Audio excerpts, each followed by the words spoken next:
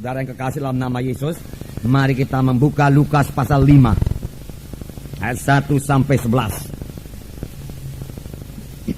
Di sini kita akan melihat Petrus yang diberkati Tuhan, Petrus yang menerima mujizat Tuhan di dalam hidupnya. Apakah yang diperbuat oleh Petrus menerima kuasa Tuhan, menerima mujizat Tuhan ini? Prinsip yang dipakai Petrus ini masih boleh kita pakai sekarang ini. Mari kita membaca dalam Lukas pasal 5 ayat 1 sampai 11. Kita membaca bersama-sama.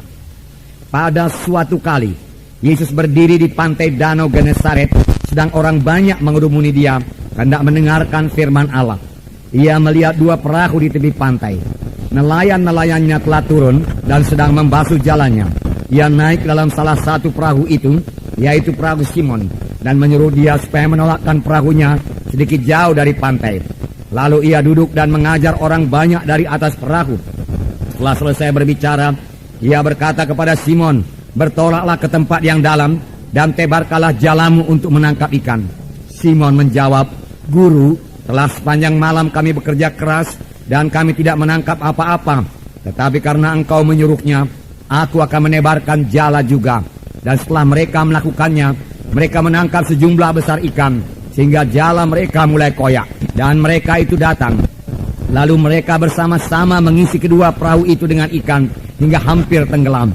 Ketika Simon Petrus melihat hal itu, ia pun tersungkur di depan Yesus dan berkata, "Tuhan, pergilah daripadaku, karena aku ini seorang berdosa." Demikian juga Yakobus dan Yohanes, anak-anak Zebedeus, yang menjadi teman Simon. Kata Yesus kepada Simon, "Jangan takut, mulai dari sekarang kau akan menjala manusia." Dan sesudah mereka menghela perahu-perahunya ke darat, mereka pun meninggalkan segala sesuatu, lalu mengikut Yesus. Dimulai daripada Tuhan Yesus, saudaraku, mengajar di tepi pantai Danau Genesaret. Dan orang banyak datang mengerumuni Tuhan Yesus. Orang banyak pada saat itu haus akan firman Tuhan. Sudah lama mereka tidak mendengarkan firman Tuhan yang hidup. Sebab pengajaran Tuhan Yesus lain sekali daripada pengajaran ahli-ahli Taurat. Ahli-ahli Taurat sendiri mengakui bahwasanya pengajaran Yesus berkuasa. Mengapa pengajaran Tuhan Yesus berkuasa? Sekarang kita mengetahui, saudaraku, pengajaran Tuhan Yesus berkuasa karena Tuhan Yesus diurapi oleh Roh Kudus. Tuhan Yesus sendiri mengatakannya, "Roh Tuhan ada padaku, dan Roh Tuhan itu mengurapi aku, sehingga aku memberitakan Injil kepada orang miskin-miskin, membebaskan orang tertawan, melepaskan yang terikat, membebaskan yang tertindas, dan seterusnya, memberitakan tahun rahmat Tuhan telah datang." Semua ini dilaksanakan Tuhan Yesus, saudaraku, dengan kuasa Roh Kudus, dengan urapan Roh Kudus, saudaraku. Nah, kalau Tuhan Yesus melayani dengan urapan Roh Kudus, apalagi kita. Pada waktu Tuhan Yesus di bumi ini, dia melayani sebagai anak manusia. Dia tidak melayani sebagai Allah. Kalau dia melayani sebagai Allah, nggak perlu diurapi, sudah cukup kuasa. Tetapi karena dia melayani sebagai anak manusia, dia perlu diurapi. Dan urapan itulah yang membuat pelayanannya berkuasa. Urapan Roh Kudus membuat pelayanan yang berkuasa. Demikian juga sekarang, saudaraku. Rindukah kita jiwa-jiwa berkerumun datang kepada Tuhan? Rindukah kita tanda ajaib, tanda mujizat jadi dalam pelayanan kita? Saudaraku, untuk itu kita harus diurapi oleh Roh Kudus. Roh Kudus yang mengurapi Yesus adalah Roh Kudus yang sama yang mengurapi kita sekarang ini. Roh Kudus tidak berubah.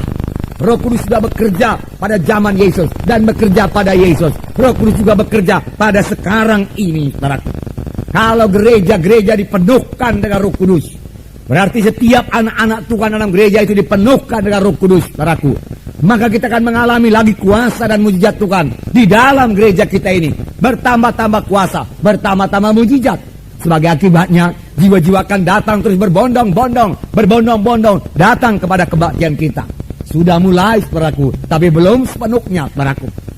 Dalam pelayanan Tuhan Yesus, saudaraku, 5.000 orang, 4.000 orang berkerumun mengelilingi Tuhan Yesus, saudaraku.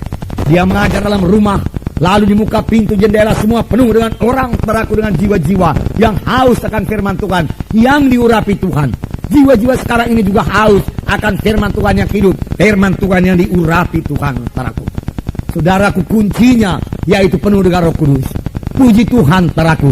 Sekarang ini saudaraku semua kita boleh penuh dengan Roh Kudus. Dan Tuhan pun bermaksud membaptiskan kita semua dengan Roh Kudus.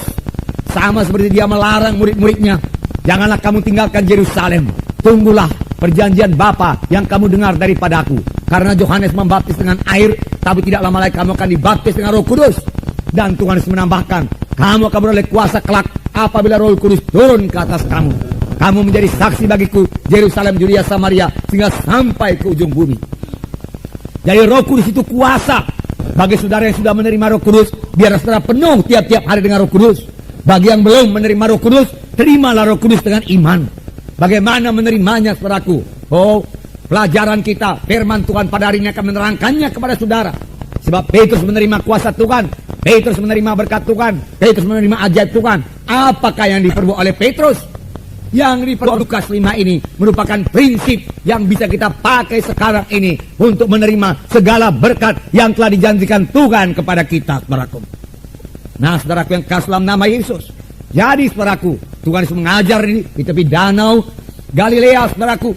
Dan orang banyak berhimpun kepadanya dan mulai mendesak-desak Tuhan Yesus. Tuhan Yesus berdiri di tepi pantai supaya jangan, saudaraku, Tuhan Yesus terdesak sampai ke air, saudaraku. Tuhan Yesus melihat ada perahu Petrus di tepi pantai dan dia meminjam perahu Petrus. Petrus, bisa aku pinjam perahumu? Simon, bisa aku pinjam perahumu? Wah, Simon berkata, silakan Tuhan. Ya, silakan.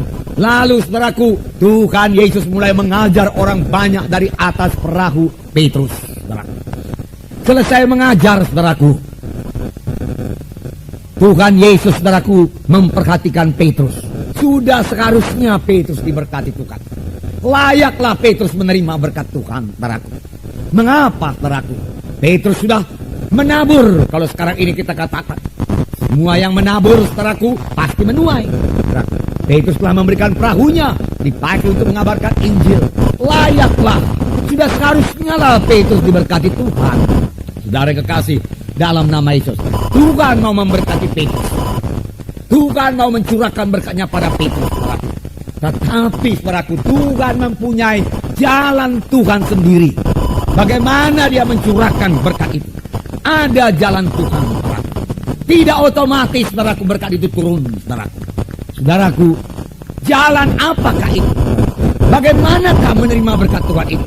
Jawabannya singkat saja, saudaraku. Kalau kita mau menerima berkat Tuhan, kita harus menerimanya dengan iman.